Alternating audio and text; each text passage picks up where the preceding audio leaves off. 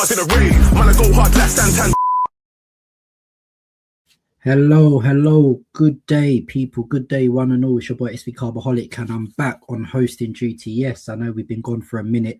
So yeah, but we are back. We're back just before the turn of the new year. This is your last TG pod of the year.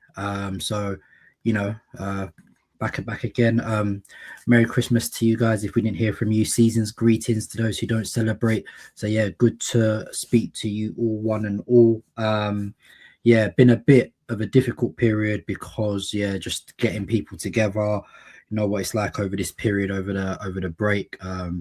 So yeah, availability can be a bit sparse. So yeah, but listen, our last game of the year, we're coming to you fresh with that 4-1 dunking on that vampire Unai Emery's head. It's a get back I've wanted for a while. And so we're going to talk all that good stuff. Going to take a look at Arsenal's form at the halfway stage as well. And then we'll touch on some listeners' questions at the end before we round up. And with me to talk all that good stuff, Mr. Dr. Umar's apprentice himself, Mr. Khalil. So how are you? I'm doing all right. It's nice to be back on a win, and it's been a really good month as well, generally speaking, when you consider the amount of fixtures. So yeah, good to be back and dissecting it all at the halfway stage.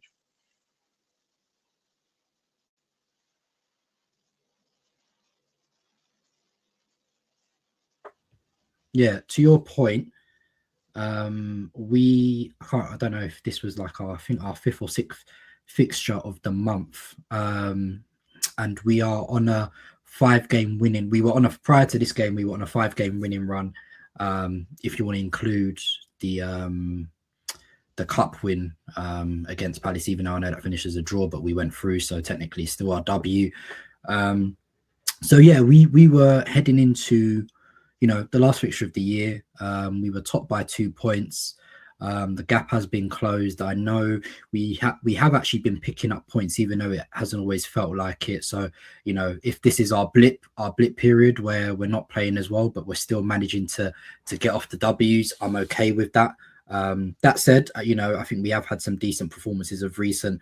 It's just that some of the score lines have been a bit too close for comfort than we probably would have liked because of our inability to finish our dinner when the chances have presented itself. So, Khalil, obviously Emery came into town with Villa on the back of 11 straight victories, I believe. They were the biggest form team in Europe, been doing really, really well. It's interesting because they've had PSR issues. They lost quite a couple of guys in the summer. They actually haven't spent that much, so they have quite a small squad, but maybe it's a settled squad. I believe I read that they actually have the oldest average age squad in the league. So they're quite an experienced squad as well. Obviously sprinkled with quality with the likes of Rodgers, etc. So really, really good team. How are you feeling going into the game? I was feeling positive. I think, as you mentioned, Villa have been on an incredible run, of which I probably watched about 3-4 of their games. And one thing that you can sort of say about Emery team is they thrive in the chaos.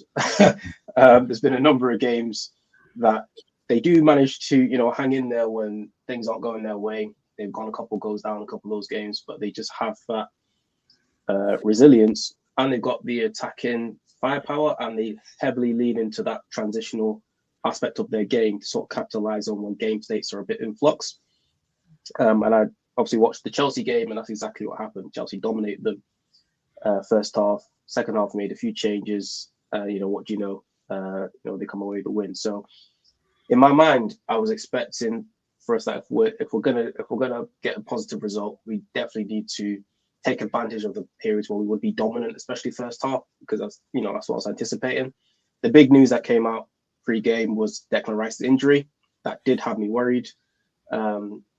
If we look at what we consider to be our core players, who I consider to be our core players, which is, Gabriel Saliba, Odegaard, Saka, and then, maybe below that, it's like, Havertz and Rice. Sorry, not Havertz, Havertz and Ben White, in terms of the guys who have been together for like 2-3 seasons now. You can start to see the trend of these are the guys who are consistently available.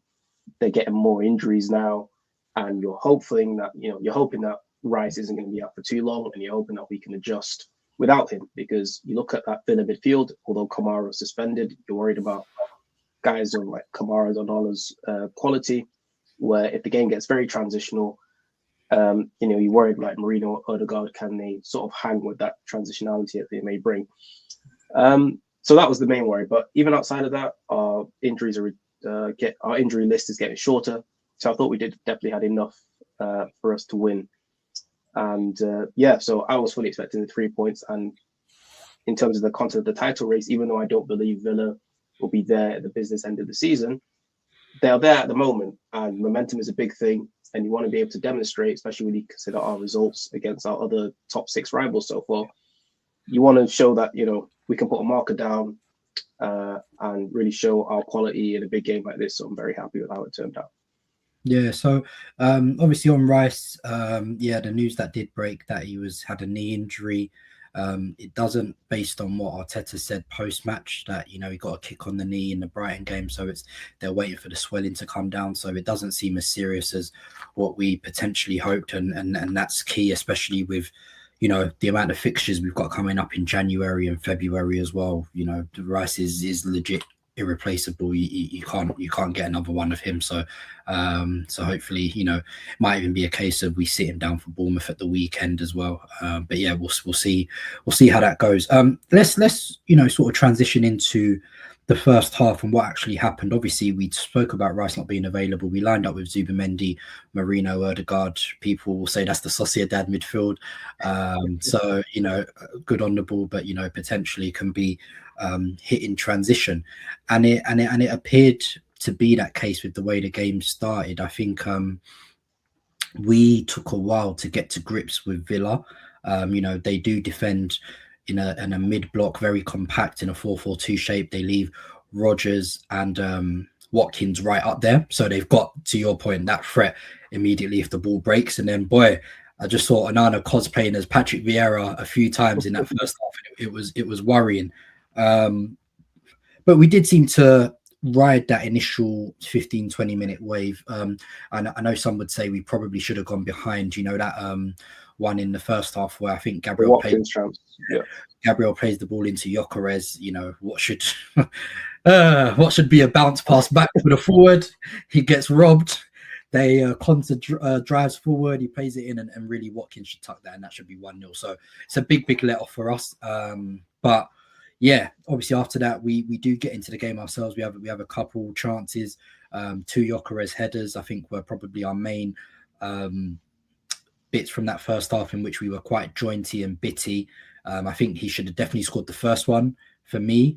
Second one I think is tougher, because obviously he actually done what I wanted him to do, which I've accused him of not doing, making runs to the near post and ghosting in front. So I thought that was a bit tough, so I wouldn't be too hard on him there. And it was actually more of the movement that I want to see from him in terms of anticipating. So yeah, it kind of give me your overall assessment of that first half, because it was, I think, not that Villa did a great deal, because I saw the XG after the game. It's not like that the majority of their XG was accumulated in added time, right? So I think that was their main one, but they did have some dangerous runs where we looked a bit disjointed, and you can't help but think, if Rice was there, usually that sort of stuff would never happen. So, and to be fair, if we're being honest, generally that is something that really never happens with Arsenal. We never, for all of, sometimes complaints you might have about certain things, Arsenal were very, very solid, usually in their shape and in their block. And that reminded me of, some of the latter era parts of Wenger, where you're just like, bruh, these men are just running into big open spaces in it. So yeah, what was your main takeaways from the first half? What went well and what didn't go well? Yeah, so as I mentioned earlier, I was expecting Aston Villa to lean into the transitional nature of the game, and without Rice, I think it's interesting when you watch these games live, you start to project, your natural nervousness and fear onto the game, because as you mentioned, Villa didn't necessarily create a lot of chances in that first half, but there were a number of occasions where they managed to progress the ball up the pitch pretty quickly, whether it was by someone carrying or by a few quick passes, interchanging and doing a longer ball.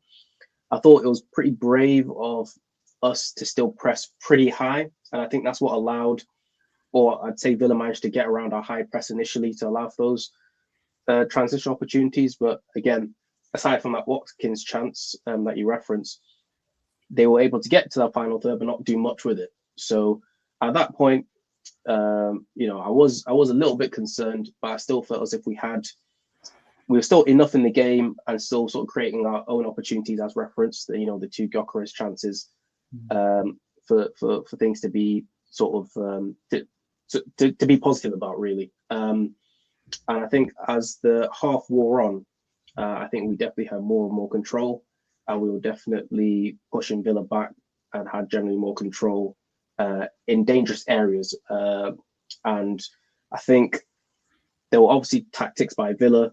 They did a lot of delay of game. I think I saw a stat where the ball was in play for 24 out of the 48 minutes in the first half. So it kind of tells you what their agenda was initially. You know, they're here to frustrate and potentially capitalize with the dangerous players that they have.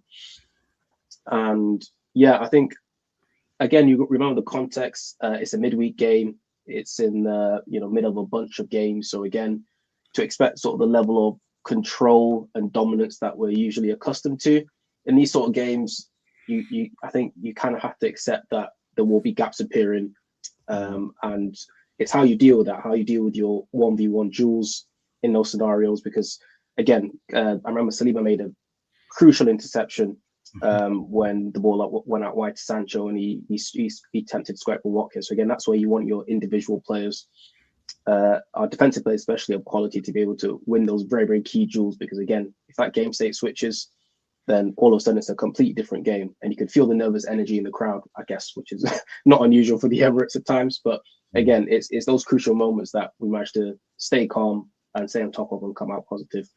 And in second half, as you saw, the game transformed as soon as we got that first goal, which I'm sure we get into. But first half, I think it was fine as is, and I was feeling confident, especially with our options on the bench. That second half, we could really make some changes if necessary and cause some damage. Yeah, and I'm not even sure to point to what really changed in the second half. Obviously, Onana did come off, which was probably a big help. But yeah, of course, we did start with a lot greater intensity, I think. We were, like to your point, we were pushing them back at the end of the first half anyway. But the second half, it's like we just started. We were, moving like a train, 100 miles an hour. And as we know from when Unai Emery managed us as well, he likes this approach where he likes to draw teams onto them and then play in behind. And I think they continue to do that. And obviously the benefit of that is when you do that and you can play through teams press, you've got acres of space to run into. And we saw that a couple of times in the first half. But I think our timing and our distances were a lot better in the second half. So every time we kept jumping, and you saw that for the second goal, where Odegaard jumped onto, I think, Jadon Sancho and took the ball from him and ran and created, I think they couldn't get out. And then we continued overwhelming. And I think it's great that we saw it without Rice, because it's obviously a feature of, when Arsenal were at their best, I think we tend to physically overwhelm teams. And we managed to do it to Villa in the second half, even without Rice as well. So obviously it was a set piece that opened up the game. I hadn't seen one of those in a while. Bring it back. And the fact it pisses people off more, I need that every game. I need a set piece. And it's almost like the set piece opens the game up for us, and then the game becomes open. And then it becomes open, and we're like, all right, boom. And that's when Arsenal start to sniff blood, and you saw it. And I think, to his point, I've been very critical of him at times this season, but I think Odegaard really stepped up in this second half as well. For the second goal, he nipped it, like I said, off Sancho, drive forward with it. I think Gyökeres has made a run out to the wide, which has obviously split the centre backs, and then Zubi's seen that, and he's, it's a great run that he's made, and then he's poked it through. It's a great finish. It's not someone that's known for his goals, but I think that's 3 goals he's bagged now for us since he's joined. So great finish. I mean, he was fantastic in the second half as well, Zubimendi. I know we often talk about Zubi. There's only one person in the group chat that don't like Zubimendi. I was just about to say, who's talking about Zubimendi here? We have to be very, very specific. 99% of us all think he's great. It's just the 1%. So no, he was great. I think that was great. And then obviously, it was like that 20-minute, 30-minute period of the second half where we just, physically, we completely overwhelmed them. We were creating chance after chance. I remember there was another one where I think we had won the ball. Odegaard was driving through. He played through Nkapie, who was coming on the left, but he slipped at the crucial moment. I think that could have been another probably easy tapping for someone. But then we did get it through Trossard, who made it 3-0. And then, boy, just as it was, Gyökeres done his shit. Within 30 seconds of coming on, we played out from the back. It's calm. And Jesus, I know. I think there was one GIF I saw on Twitter. You know the one where Ramsdale was doing when he was on the bench and he was doing that for doing the fake clap. Oh, so that's what Gyökeres was doing for Jesus. I'm happy for you, bro. Yeah, you know he's burning inside. But that was a great finish, and it just felt we were just overwhelming them at that point. It was a great finish, and the game was done 4-0. I thought, you know, when you're like, you're sensing blood, I'm like, just keep going.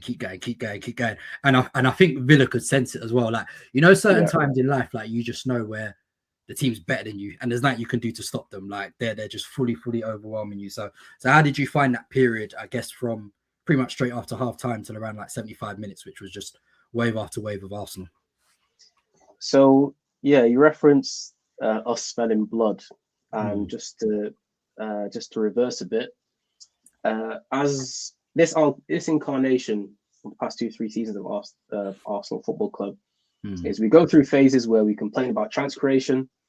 Then we have a phase where we create loads of chances and don't bag any of them, right? And then you hope to sort of arrive at phase 3, which is you create loads of chances and you actually bag them. And this was finally the game all those chances that we created, and some of them, you know, were low XG chances.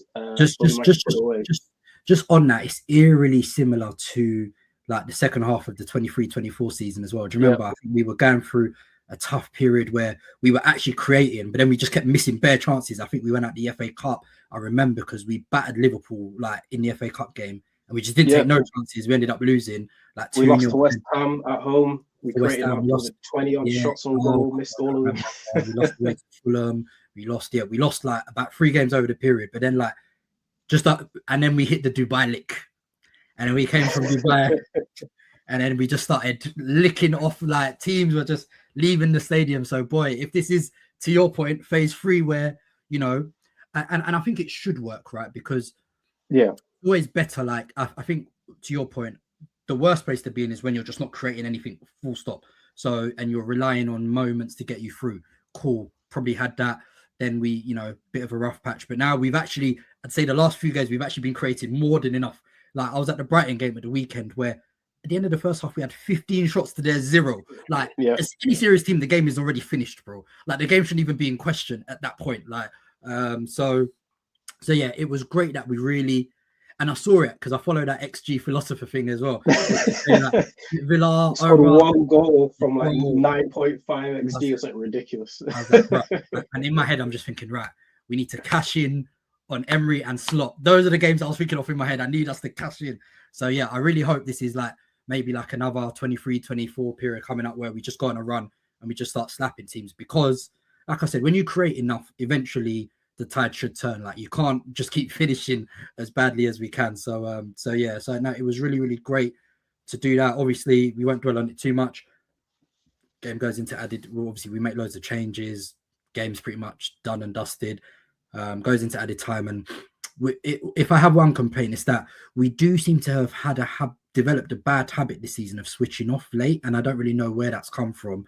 You know, you saw with Sunderland, Villa, Palace, even the Wolves game, we're lucky because we got the winner after, but conceding a lot of late goals, which is very un-Arsenal-like. So we did it again here, and I felt sorry for Raya, because Raya had made that amazing stop on the line from McGinn as well, and he's probably like, brother, just give me my clean sheet, man. Like he's like, he's probably thinking, you man are costing me my clean sheet bonus right now. So he's trying to cash that in, bro. I know he's got a baby coming, bro, man. So,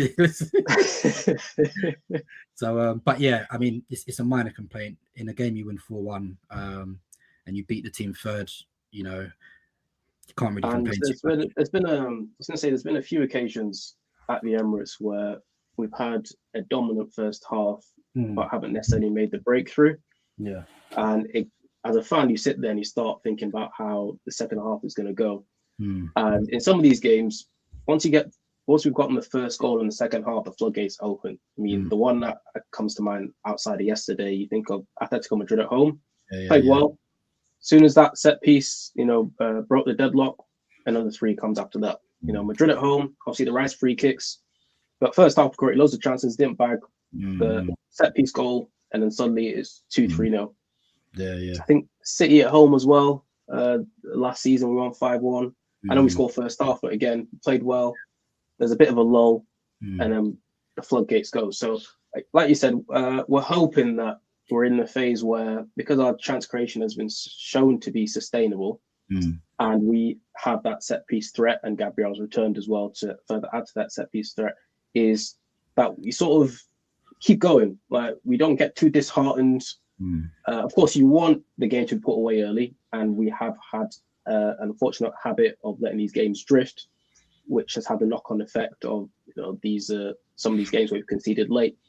But I think, generally speaking, we're showing to be in a good place, pending injuries and all that. But I think on yesterday's game as well, we mentioned earlier on about Arsenal's press first half and how Villa were able to bypass it. I think it was very good that we didn't sort of drop back and feel, and worry too much about Villa playing through our press. Because I think, as you mentioned with the second goal, the fact that we were still keeping our press really high is what allowed us to get the turnover in the middle third of Villa and going on to get the goal.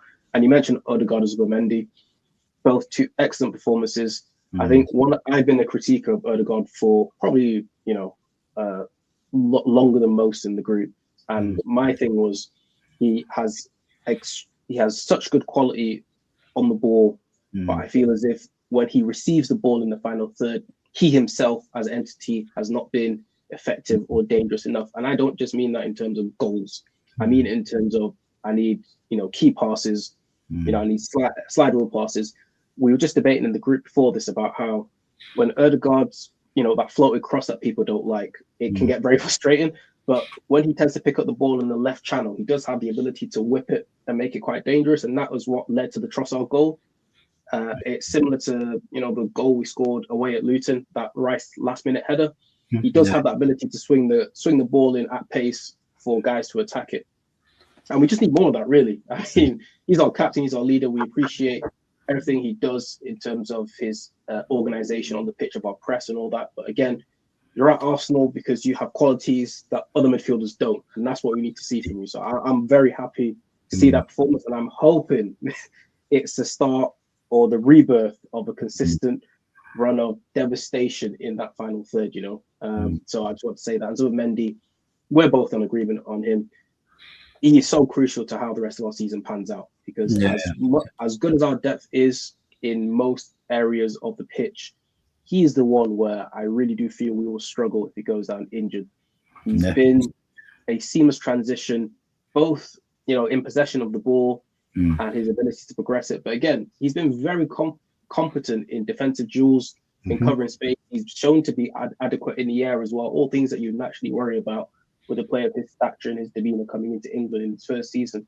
And I said a couple games ago, when he had like a few shaky moments, where most players, when they come to England, I always feel that they have like a down period, which is very natural. They have a down period in the course of that first season. Usually it's adjusting to the intensity, the back-to-back games and all that. So I just wanted him to be sort of wrapped in cotton wool for a bit, because if we're really going to go on and achieve our goals, we really need him to be fit. Because Odegaard, even though I appreciate that he's given us more minutes now and he was decent last week against Palace in the Cup, there is a drop-off there. So those two guys, especially in the absence of Rice yesterday, excellent performances. And very, very happy with how that turned out. No, it's good. I guess you covered two of the ones I wanted to speak about. I will. No, it's good. It's good because we can talk about Gyökeres. I know he's everyone's hot topic. I've already put out my apology up from the main Twitter account, so everyone knows where I stand on that. I don't want to flog a dead horse. Like, we've been there. Like, and unfortunately for him, his time has almost run out. Like, you've had 6 months, and Havertz is now local. Obviously, he didn't get off the bench in this game. So you might have a couple more games until he's fully up to full scratch. Jesus is now knocking on the door as well. So my guy, you need to do something. So probably we have like 9 games in January. I already said if he's not bagging, in half of those games, it was really curtains, because the volumes of fixtures is there for you to have an impact.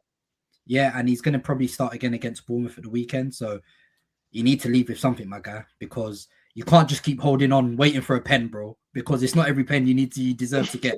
So I'm gonna need to see something. So, but what I did want to talk about, which is going to segue into the next point, is that obviously we had the return of Gabriel and Saliba. So obviously we've not seen that in a good 6-7 weeks now. That partnership, I actually think since the Sunderland game, I think that might be it. I think that might have been the last time. Yeah, it was pre-international break. Yeah, we got injured on the international. So yeah, like for me, everything Arsenal does is founded on the bedrock of our defensive stability. And I should include Raya in that because he deserves that. So the Raya, Gabriel, Saliba, Rice, and I'll put Zubi next to it as well because he, if those guys are fit and available, yeah, I'm pretty sure we're gonna win the league. Like just for me, because I just think the confidence that Gabriel exudes, and I shouldn't just say Gabriel because it's Saliba as well, because after the international break, Gabriel was injured. We beat Bayern, we beat Spurs, all of them without Gabriel. Do you know what I mean? So Saliba too as well. The confidence those two that they bring together, I just think it gives us a platform that even if where we're not at our best, we don't need to do a lot to win because these guys are confident that the back door's shut. Like obviously it's not to dunk on Hincapié, but for example, I don't think their goal comes if Gabriel didn't come off yesterday, like through fatigue, whatever. So yeah, I just think for me, you can't that's Arsenal's cheat code, those two, because they're irrepressible. They're the best centre-back partnership in world football, and we are blessed to have them. And I just think that is what we have over City. That's what we don't have City's firepower. I think we can all sit back but they don't have that over us. And I think if push comes to shove and we need to dead out a game and Gabriel and Saliba just dead it out, obviously we were saying, I think we've conceded quite a few now, like from where we were before. But conceded 12 in total. Yeah, which is still by far the best, by the way, in the league. Still by far the best. But there was a point where it was like, 6-7? Everyone was like, oh my God, Arsenal going to do whatever. Chelsea record. Yeah. So cool, whatever. But the defensive record is so strong, them two so strong together that I just think, if they are fit, I think it's going to, I don't see. If those two are fit from now to the end of the season, I need to see at least one trophy, my guy. I need to see one. I need to see one. I'm being kind. I'd like to see multiple, but at least one. So yeah. Your thoughts? Yeah, I mean, is it as a long-term fan of both before it was popular, it's super satisfying. To marry a partner. Oh my days! I will bring that up to the day I die. The ridiculousness we were seeing. Yeah, what else can you say? What I like is, I say what I like. What I do enjoy seeing is recognition from other counterparts outside of Chelsea of just how good these two guys are. And again, the level of security they bring and dominance in both boxes. That's what you want your centre backs to do, to be able to dominate the space in front of them, the spaces above them, and be able to be comfortable in possession. And their timings are just, I already mentioned the Saliba interception on that Watkins chance earlier. Like they have it down to a T. And I don't know what else to say really. I'm just like, if those two guys are fit, and I already mentioned our other core players, Rice, Odegaard, Saka, I'm expecting big things. And you can even see oppositions on the defend corners. Everyone knows we're a threat, but we're a threat without Gabriel. With Gabriel, you see the panic. You see how Martinez was trying to punch up Gabriel when the cross came in, and it still meant nothing. And that is priceless, especially how we reference that at times we have struggled to finish our dinner. Having that set piece ability to be able to break the deadlock is so key, and he's such a big part of it. So yeah, I know I said in the group to Dr. Lee, I said I'm willing to put my weight behind Gabriel Ballon d'Or push if our attackers don't start pulling their weight. But he had other ideas in mind, which I appreciate. But yeah, that one might be hard. Like I said, I think we might have to do it, but we can't split the votes in it. So I was going to say we can't split the votes. We're going to have to pre-agree who we're pushing. I think it might have to be put to Rice. It might have to be. Rice has probably got a better chance, so we might have to do Rice for the Ballon d'Or push. But yeah, what I'm saying is the domestic double can get both of them on the podium. So that's plan A. And then plan B, we'll have to start, strategizing. But yeah, it's great to have them both at Arsenal. We've seen some of the defense we've had prior to, prior to these guys, and yeah, I'll forever be appreciative of both of those guys. And I have to be honest, as someone who is a Wenger disciple, right, and everything I like about football is very heavily influenced by what I've seen from him growing up. I do have to value that Arteta's really just shown the value of the other side of the game. Unfortunately, like we just have to be open and just be like, listen, there's too many like I was watching what was happening in the first half yesterday, and I was like, I don't like this, man. Do you know, like in my head, my mind was never wired to think that way before, but I'm looking at it and just thinking, no, this is giving me PTSD, bro. Close the door. Feels strange. I'm even happy to close the door. 1-0 set piece. Let's lock it off and go about our business, bro. I don't mind, bro. I actually don't mind. So yeah, I think just the importance of being able to do both sides of the game is really important. That's why I think that's probably the biggest compliment I can give Arteta is that he doesn't leave any stone unturned. He values every important facet of the game. He's not too snobbish about anything. Like whatever I can do to get the win, I really appreciate that W. And I think probably us as Arsenal fans, historically, we can be quite pretentious and be like, no, this is the way to do stuff. This is the way to do that, bro. I'm not going to lie to you. It's been over 20 years, bro. There's numerous ways to do stuff. Get me that trophy, bro. Whatever I can do to be at that parade in May, I'm going to do. So yeah, I ain't going to mind. All right, I want to take a bit of a step back and take an objective look out, right? Because now we've hit the halfway stage, right? Halfway stage of the season. So the win put us on 45 points. So that is 14 wins, 3 draws and 2 defeats after 19 games. So I did the maths a few weeks back and I said, if we hit that at the halfway stage, we're on a 90-point pace.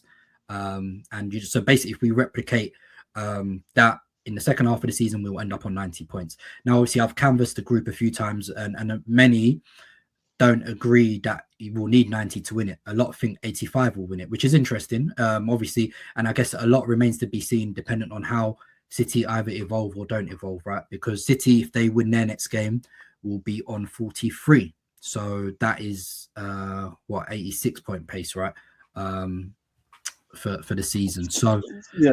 So it will be interesting to see, but I think what stands us in good stead is that we have played most of the tough away games already, right? I think the hardest ones we've got left, we've obviously got to go to the Etihad, and we've also got to go to. I know people say, "Oh, Spurs are crap, whatever," and I hear it, but you've got to remember, derbies are very, very different for us. No matter how bad Spurs are, it's not going to be a free gimme. Like you're not going to stroll up to them and they're not going to roll over for us. So I'd say those are the 2 hardest away tests we have left. Now it's the Prem. Every game is hard, like away from home, regardless, right? But I'd say, if we're looking at it and saying you've already played at Anfield, you've already played at Old Trafford, you've played at Stamford Bridge, you've played at Villa Park, you've played at St James's Park, you played at the Stadium of Light, and to be sitting there top with a lot of these, and I think how I was navel gazing, it was like, all of these teams have got to come Emirates in the second half of the season. And you saw it with Villa last night. So, and I know sometimes as a fan base, we can be quite anxious, but if we really tap in and we lock in and the ground is like it was last night, we could do it. It's the best, put it this way, it's the best possible scenario for us to be in going forward into the second half of the season. So, firstly, give me a grade on your first half of the season, and then forecasting going forward. What do you think is needed? Points wise, what do you need to see second half of the season? I have to give it an A grade. I mean, we're in all 4 competitions. I know FA Cup hasn't started yet, but you get the point. We could be playing for a trophy as early as February. We've had a lot of injuries in clusters, which we've managed to, we've still managed to get results through. So really, I can't really complain. We're top of the table, 5 points clear up until City play tomorrow.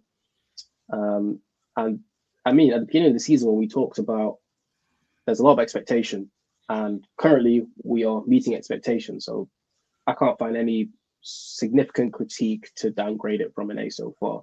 Mm-hmm. As it pertains to the rest of the season, I personally think 90 points will be needed to win this league. I appreciate that City have had a number of losses already, but I think that one point to be made about the strength of schedule is, you'll know, like from 5th place to about 14th, there may be a gap of 5 points. Yeah. And to me, I know people interpret that to be that, the quality of the league is crap. I see it as there's a lot of teams that you can place in the middle for lack of a better word, who are all of a similar level. And if you're 5 points off, Europe and you're in bottom half, I think it goes to show that there's a level of difficulty that we may not necessarily appreciate with those games, because a team like Bournemouth, they were flying high 6 weeks ago. They've gone through a bad run and they've fallen off. I still think that Bournemouth at their best are a dangerous team. I still expect us to win, but I wouldn't necessarily look at those fixtures in the second half of the season and think, oh, they're gimmies. And I'm not saying you're saying that. I'm saying that in terms of looking at league position, I think is a bit faulty just because of how congested that middle group of the league is. Again, do I want to be playing City away, Liverpool away, Old Trafford away at this end of the season? No. But I still think that the games that we do have in that reference strength of schedule will be difficult for us, just because of the nature of how the league is. Most teams have very dangerous players, one or two that can cause you issues. So I still think the 9 points will be needed. And maybe this is my PTSD speaking, because we're so used to City, coming and having a strong second half of the season. But I expect them to have that strong second half of the season. So I do expect us to need the full 90 to win. I expect this title to go to the final day as well. But again, that's just me. And again, we are in a great position here. I think our main enemies are ourselves, whether it's injuries or performance. I think if we can get injuries under control, we have all the ingredients we need in order to achieve the goals from second half of the season. So yeah, I think we have the ability to recreate what we've done already, which is 14 wins, 3 draws, 2 defeats, 2 losses. I think that's very doable from our fixture list, and that would be that's what I think we should aim for. Obviously, if we can do better than that, great. But I think that is so it gives you 5 games to drop points in. So obviously, first half of the season, so we've won 14 out of 19. So there was 5 games we dropped points in. I think similar. So another 14 wins puts us on 28 wins for the season, which is around the ballpark I think you need to be in if you're going to win. And obviously you could supplement it with the 3 draws, which and then a couple losses. You're going to lose games, and to the point, look, it's easy to remember we actually lost right at the start of this month away to Villa, right? But I think obviously in that time we've had Brentford, Wolves, Everton, and Villa again. So I think we've won 4 or 5 in the league. Obviously we won in the League Cup and we won in the Champions League as well. So losses are part and parcel of football. I can always deal with that. But what I need, and I think what we've done well so far this season that maybe we didn't do so well in previous seasons is, when we used to lose, we'd allow it to fester for a bit. There'd be maybe have a cluster. Just don't need that. Cool, you've lost, whatever. Get over it, dash it down, just win the next game. And I think that's what we've done really well. Because I think in all comps now, I can see it's 25 wins, 3 draws and 2 defeats in all comps. So just wins. That's what I'm saying. Champions League, every single 6 out of 6 in the Champions League. Obviously, every game in the League Cup has been won. And that's just what you need. Just win. Win. By hook or by crook. And like you said, winning breeds confidence. Winning helps momentum. You've seen Villa, 11 game wins. A lot of them, maybe some would say, weren't fully deserved. But at the end of the day, when you look back in the cold heart of day, no one's remembering whether they were fully deserved or not if you end up with something at the end of the season. So yeah, it's important to continue the momentum. I think how we've ended this year is great. Praying for a good, clean bill of health in the new year. I think that's really, really important for us. I just think, it'd be nice. It was great to look at the bench yesterday and think, fuck, yeah. There's options, bro. Bare options. So much so, obviously, I don't want to relitigate. Obviously, Ethan couldn't make the squad. But that's where we are now. And that was with Calafiori and Rice also not a part of the squad. So we look healthy and we're in a good place. And if we're going to continue to attack on 4 fronts, everyone's going to be needed at some point. So because I'm sure there is a listener's question about Ethan, which I thought would be worth discussing. I was just about to say, as I'm sure we're going to go into listeners' questions now, where some people will ask about the game time of some whatever. So let's see. Yeah, so let's go into them. I can't get into it, so yeah, you ask them. Yeah. So SEG Mafia says, does Ethan need to apply for Spanish citizenship to play? Also, thoughts on Arteta's cousin being preferred to Eze for out of possession despite falling falling to the floor every 5 minutes. So Falling to the ground, he corrected I, himself. I always knew Ethan would suffer, and we signed 3 attackers in the summer. The reality is it pushed him further down the pecking order. Whether I agree with that or not, but I don't. Disclaimer, I don't. I think he should be higher up in the pecking order over certain individuals. He's not, but it is what it is. The only thing I'll say, and Leo did make a good point in the chat yesterday about, because there was a lot of Foden comparisons. Where was Foden at 18? How much was he playing? And Ethan's played a lot as a 17, 18-year-old compared to other people that same age.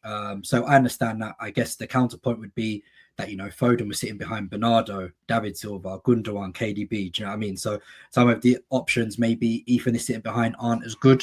But you're judged by your results. So I guess as long as Arteta keeps winning, he can justify the hell whatever he wants in it. Do you know what I mean? But yeah, from my personal standpoint, I'd like to see Ethan play over certain individuals. I won't mention their names, but we know who they are. Yeah, and Marino. Do you know Marino? Yeah, he's one of them players I think that is in every squad like that. The fan base aren't sure on, but like the manager always has like a favorite that it pisses off fans, but then and he will piss you off during the game. You'll do bare stuff during the game. Bearing in mind, he could have got sent off yesterday. He was a bit lucky with the drag down, I think, on Morgan Rogers. That could have been a second yellow. But then he comes up with vital contributions a lot of the time as well. So as a squad player, I can live with it. I wouldn't like to see him as much as I do, but hey ho, it is what it is, especially with Rice out. I guess he's got to play. He's not going to, and this is me saying that as much as I want Ethan to play, I don't want to see Zubi getting blamed in transitions as the lone six. So yeah, so it is what it is, man. It is what it is. And it's also, like I said, it's a long season. I think for him specifically, maybe if there is a loan, we might have to look into it. But for the rest of them that are not playing as much, there's 4 comps. There's a lot of football to be played. And as we've seen, this 1 in, 1 out policy, we thought it's crazy. Yeah, we thought last season's injury crisis was bad, bro. It's worse this season, and we have a bigger squad. Like that's the only reason we haven't felt it is because we've had a bigger squad. But it's legit worse than last season. Like we legit lose a player almost every other game. So yeah, it is what it is. Everyone's got to stay. Right now, if Arteta was to say, I'm not letting anyone go, I would understand because nobody knows what's around the corner, bro. So yeah. Yeah, I agree with everything you said. The key thing is if we're winning, then you can't really complain too much, which is the reality of things. I think it is concerning that we had a number of injuries, in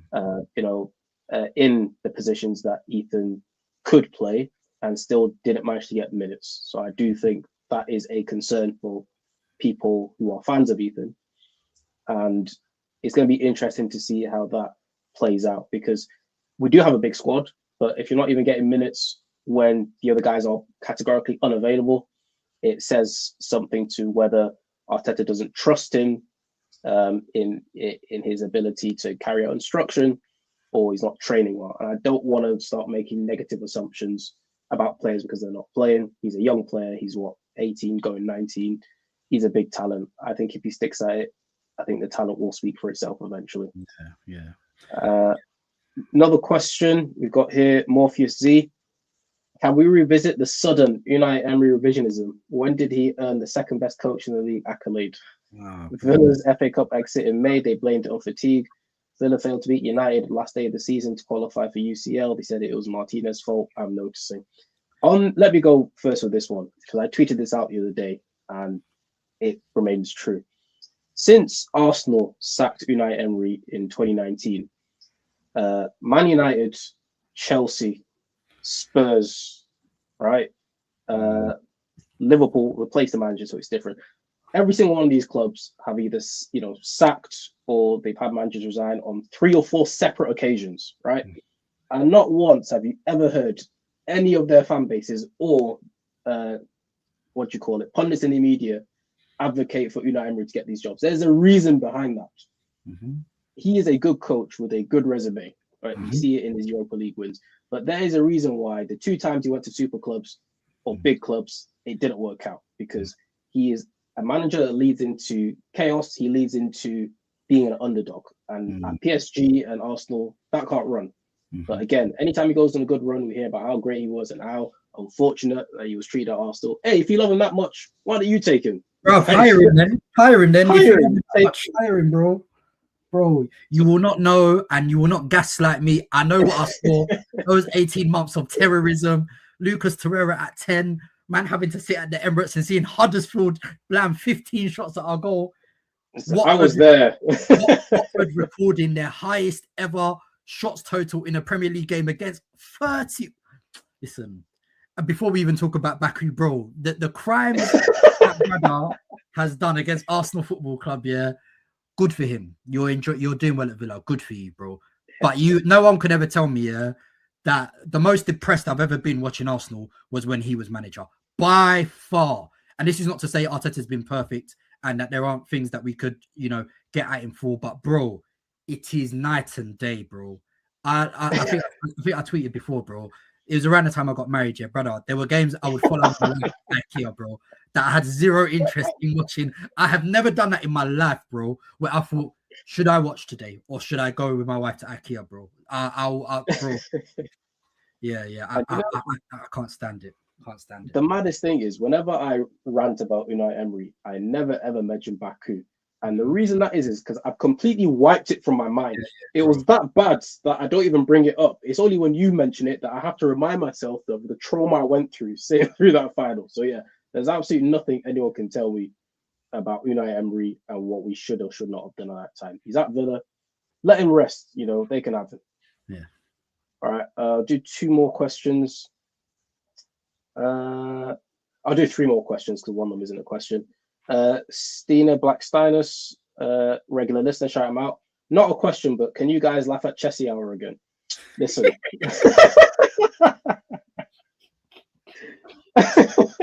Hey, bro. Yeah, I could do that, no problem, bro. Their time is coming. Them psychological blows are coming back to roost. Yeah, man. Oh, them guys, they'll have to answer for their tweets one day. If not in this life, then in the hereafter. Because some of the tweets we see, oh my days. So yeah. All right, 2 more. DA_Adugun, shout him out, regular listener. When are we taking Ant and Khalil to the TG court of sporting justice for their Gyökeres propaganda? Listen, I have already put out my statement on the main account for everyone to see. That was very difficult for me to do, but I'm a guy who can admit when they're wrong, unlike 99% of the TG group. And I also want to say that it was actually Ant's fault that I ended up being a Gyökeres supporter.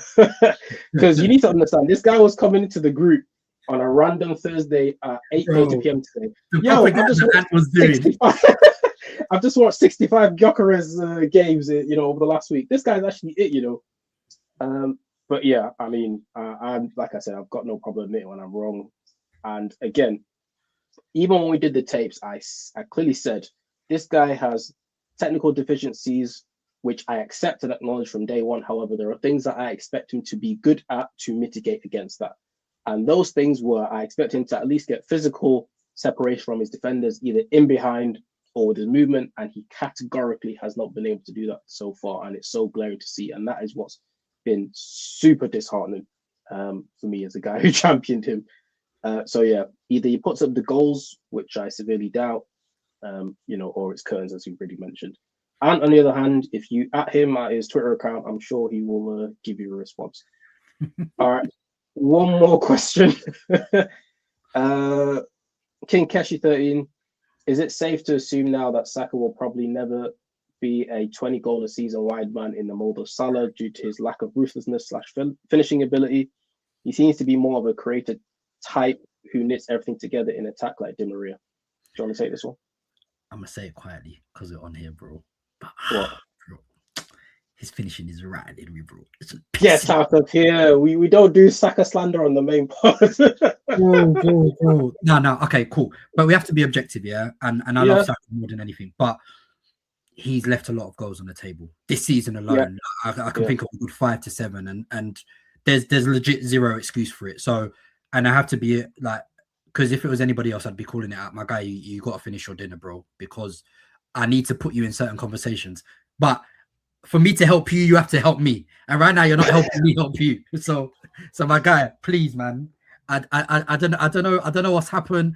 I don't know if there's. You can't even use Christmas as an example, bro, because Christmas was only a few days ago, bro, where man was chopping poundo and jollof. Before that, bro, my guy, please help me, help you. He's just got a. And I think there's been really good performances, but at the end of the day, as a forward, we're talking about your race not bagging. You're going to be judged on output, my guy. So you need to put the ball in the net because Trossard's been putting the ball in the net. So you need to put the ball in the net too. I agree. The two things I'll say on this is, one, I agree with you. He's had chances. He hasn't put them away. He needs to be better. Two, in terms of the wider question about the type of player is, as someone who's been a Saka champion since before day one, when I looked at his talent and projected him to be what he could be, I always said, and the Di Maria comparison is apt, that I've never seen him to be a guy who can score 25 in a season. And I think of someone like Hazard. Of course, Hazard's a better player, don't get me wrong. But someone like Hazard never scored 20 in a season. For me, I see Saka at best doing a 15 and 15 season rather than seeing him do a 25 and a 10. The fact that he even scored 20 back-to-back seasons was genuinely surprising me. And that's not me downplaying his talent. It's just that the way he plays and the way we set him up, we set up more time for him to be a creator. Now, he does get chances, he needs to tuck them away. But I've never ever projected Saka to be a top tier, scorer, which is why for years and years we've always said we need more attacking firepower. We need a guy on the other wing, we need a guy up front who can also get 15 to 20 of their own accord, because then I feel as if there's less, I don't know if pressure is the right word, but there's less like Saka or nothing like type situations that we end up going through. But yes, there's chances on the out there for you. You need to take them. You need to put up numbers. And we mentioned Ballon d'Or campaign, bro. You got to put your numbers up, bro. Like, if you're not putting up numbers, we're not doing campaigning for you. Yeah, so facts. Is what it is. Yeah. All right, great. Well, thank you very much, listeners. I hope you enjoyed this. Happy New Year to all of you guys. We'll be back bigger and better in the new year. And New Year's resolution, bro. Arsenal win the league, bro. That's all we care about, bro. We need the title. It's been too long. We need to deliver. So the team have done half the job in the league so far. They need to do the other half, and let's start that well. So we'll be back at the weekend with a post-match, post-Bournemouth, and hopefully we start the year off right. So Khalil, thanks for joining me. Listeners, we'll catch you in 2026. Peace. Yo. When I spit bars in the rain, man, I go hard like Santan.